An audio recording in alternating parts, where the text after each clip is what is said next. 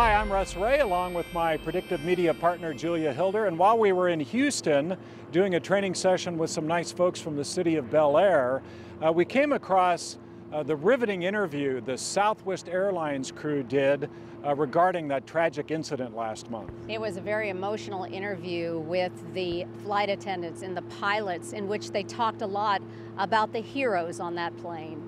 How did you keep passengers calm? Well, I think that we had to take ourselves out of the equation and realize that it wasn't about us at that moment, and it was all about our passengers. So we went row by row, making sure everyone had their oxygen masks on, and we just grabbed their hands, looked them in the eyes, and said, "You're going to be okay. We're going to make it." We had faith and belief in our pilots, and that we were all going to be safely on the ground. And we just kept that confidence the whole way through, letting them know.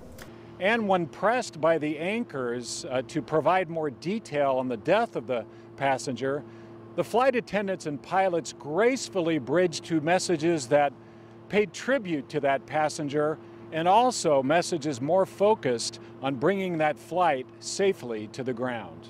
Because when you look at the size of an airplane window, I wouldn't even think a human being could get through a window. Rachel? You know, I think we're just really thankful that we had awesome passengers that were able to assist us during a really difficult time. Without them, the situation could have been a lot different. But how is it physically possible that she could go out that window, Tammy Jo? Darren? We saw a lot of things that day that were just unprecedented. I mean, it's something that we had never seen in our aviation careers. You know, the survival of 148 never eclipses the loss of one.